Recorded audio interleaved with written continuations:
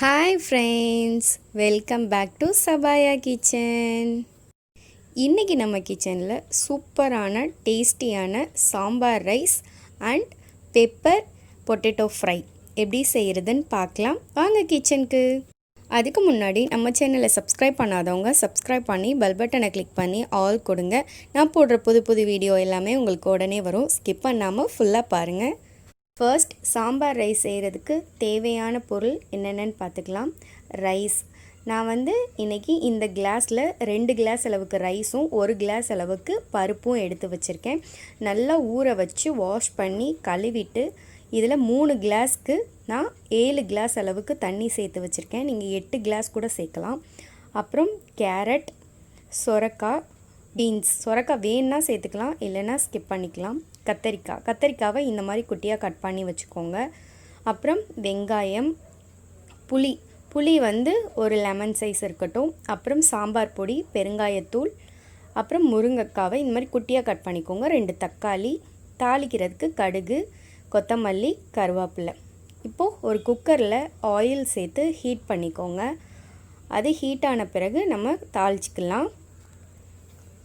அதுக்கப்புறம் ஆனியனையும் சேர்த்து ஆனியன் நல்லா குக்காகணும். குக்கான பிறகு நம்ம தக்காளி சேர்த்து நல்லா மசிகிற வரைக்கும் குக் பண்ணிக்கோங்க. நீங்கள் இதை சட்டியில் கூட சாப்பாடு பருப்பையும் மட்டும் ரைஸையும் பருப்பையும் மட்டும் நீங்கள் வேக வச்சு எடுத்துட்டு அதுக்கப்புறம் இந்த மாதிரி ஸ்டெப்பில் செய்யலாம். அப்புறம் பெருங்காயத்தூள் கொஞ்சம் நிறையா ஒரு 1/2 டீஸ்பூன் அளவுக்கு சேர்த்துக்கோங்க. சேர்த்து நல்லா மிக்ஸ் பண்ணிவிட்டு இப்போ நம்ம கட் பண்ணி வச்சுருந்த காய்கள் எல்லாத்தையும் சேர்த்துக்கலாம். காயெல்லாம் சேர்த்து ரொம்ப குக் ஆகணும்னு அவசியம் இல்லை. ஏன்னா நம்ம இது தண்ணி நிறையா சேர்த்து இது குக்கரில் செய்ய போகிறனால சீக்கிரமாக காயெல்லாம் குக் ஆகிடும். ஸோ இந்த மாதிரி காய் லைட்டாக ஒரு 15 அந்த மாதிரி குக் ஆனால் போதும். தேவையான அளவு உப்பு சேர்த்துக்கோங்க. சேர்த்துட்டு ரைஸ்க்கு தேவையான அளவு உப்பை ரைஸில் சேர்த்திக்கோங்க.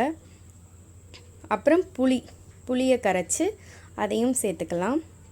இது நீங்கள் குக்கர்லேயே சேர்த்துடலாம், நல்லா ஈஸியாக வந்துடும் உங்களுக்கு. அப்புறம் சாம்பார் பொடி 3 டீஸ்பூன் அளவுக்கு சேர்த்துக்கோங்க. சேர்த்து கொஞ்சம் நல்லா மிக்ஸ் பண்ணி விட்டுக்கலாம். அந்த மசாலா சாம்பார் பொடி காயில் எல்லாத்துலேயும் மிக்ஸ் ஆகிற மாதிரி கொஞ்சம் நல்லா மிக்ஸ் ஆகிக்கிட்டும். பாருங்கள், நல்லா மிக்ஸ் ஆகிடுச்சு, கொதிக்க ஆரம்பிச்சிருச்சு. இப்போது நம்ம ரைஸை சேர்க்க போகிறோம்.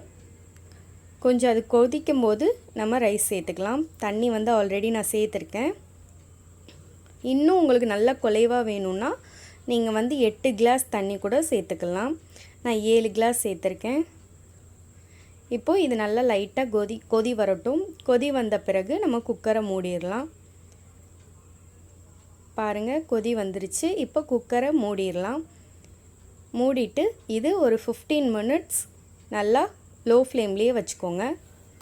பாருங்கள், 15 மினிட்ஸ்க்கு அப்புறம் அது நல்லா ஆவி போனோடனே எடுத்து ஒரு பேனுக்கு மாற்றிட்டு 1 டீஸ்பூன் அளவுக்கு நெய் சேர்த்து சர்வ் பண்ணிடலாம். நம்ம சூப்பரான டேஸ்டான சாம்பார் ரைஸ் ரெடி ஆயிடுச்சு. இந்த மாதிரி ட்ரை பண்ணி பாருங்கள். உடனே ஈஸியாக பண்ணிடலாம். இது குழந்தைங்களுக்கும் லஞ்ச் பாக்ஸுக்கும் ஏற்ற லஞ்ச் இது. இந்த மாதிரி ட்ரை பண்ணி பாருங்கள். ட்ரை பண்ணி பார்த்துட்டு எப்படி இருந்ததுன்னு கமெண்ட் பண்ணுங்கள். இதுக்கு நம்ம பொட்டேட்டோ ஃப்ரை செய்யலாம். இப்போது பொட்டேட்டோ ஃப்ரை செய்கிறதுக்கு தேவையான பொருள் என்னென்னு பார்த்துக்கலாம். பொட்டேட்டோவை இந்த மாதிரி கட் பண்ணி வச்சுக்கோங்க நைஸாக. அப்போ தான் உங்களுக்கு கொஞ்சம் டேஸ்ட்டு டிஃப்ரெண்ட்டாக இருக்கும், நல்லா ஃப்ரை ஆயிரும் உங்களுக்கு. ஸோ இந்த மாதிரி நல்லா வாஷ் பண்ணிவிட்டு தண்ணி இல்லாமல் வடித்து எடுத்து வச்சுக்கோங்க. பெப்பர் 3 டீஸ்பூன் அளவுக்கு, மல்லித்தூள் 1 டீஸ்பூன், உப்பு தேவையான அளவு. இப்போது ஒரு பேனில் ஆயில் சேர்த்து ஹீட் பண்ணிவிட்டு கடுகு போட்டுக்கோங்க. கடுகு பொரிஞ்சதும் நம்ம பொட்டேட்டோ சேர்த்துக்கலாம். பொட்டேட்டோ சேர்த்து கொஞ்சம் நல்லா இதை குக் பண்ண பிறகு நம்ம இன்க்ரீடியன்ட்ஸ் எல்லாம் சேர்த்துக்கலாம். பெப்பர் கொஞ்சம் நிறையா சேர்த்துக்கோங்க. ஏன்னா இது பெப்பர் பொட்டேட்டோ ஃப்ரைனால் பொட்டேட்டோவுக்கு பெப்பர் நிறையா இருக்கணும். நான் வெறும் பெப்பர் எடுக்கலை, பெப்பர் கூட ஜீரகமும் அரைச்சி ஆல்ரெடி ஸ்டோர் பண்ணி வச்சுருக்கேன். ஜீரகம் சேர்க்கும் போது நல்லாயிருக்கும். இதுக்கு கொஞ்சமாக பெருங்காயத்தூள் சேர்த்துக்கோங்க. ஏன்னா பொட்டேட்டோ வாயுனால் நம்ம கொஞ்சமாக இது பெருங்காயத்தூள் சேர்த்துக்கலாம். பாருங்கள், கொஞ்சம் குக் ஆகிடுச்சு. இது நல்லா ஆயிலே தான் ஃப்ரை பண்ண போகிறோம். இதுக்கு தண்ணி சேர்க்காமல், தண்ணி இல்லாமல் சேர்க்கணும், சுத்தமாக தண்ணி இல்லாமல் சேர்க்கணும். பாருங்கள் ஆயிலே நல்லா ஃப்ரை ஆகுது பாருங்கள். இப்போது நம்ம உப்பு மசாலா எல்லாத்தையும் சேர்த்துக்கலாம். பாருங்கள் மல்லித்தூள், உப்பு, பெப்பர் இது எல்லாத்தையும் சேர்த்து நல்லா மிக்ஸ் பண்ணி விட்டுக்கோங்க.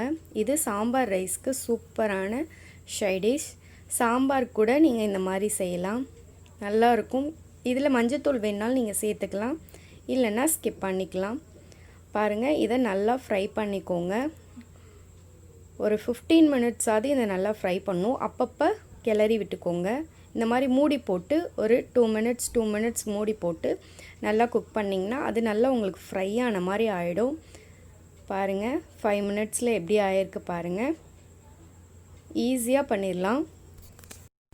10 மினிட்ஸ் ஆயிடுச்சு. உங்களுக்கு பார்த்தோன்னே தெரியும் பொட்டேட்டோ நல்லா சுருண்டு வந்துருச்சு. அந்த பெப்பர் எல்லாமே அதில் நல்லா இறங்கிருச்சு. இப்போது இதை நம்ம ஸ்டவ்வை ஆஃப் பண்ணி சூப்பராக சர்வ் பண்ணிடலாம். சாம்பார் ரைஸ்க்கு ஏற்ற சூப்பரான சைடிஷ். இந்த வீடியோ கண்டிப்பாக பிடிச்சிருக்கும். ட்ரை பண்ணி பார்த்துட்டு எப்படி இருந்ததுன்னு கமெண்ட் பண்ணுங்கள், லைக் பண்ணுங்கள், மறக்காமல் ஃப்ரெண்ட்ஸ் கூட ஷேர் பண்ணுங்கள். தேங்க்யூ ஃப்ரெண்ட்ஸ், தேங்க்யூ ஃபார் வாட்சிங்.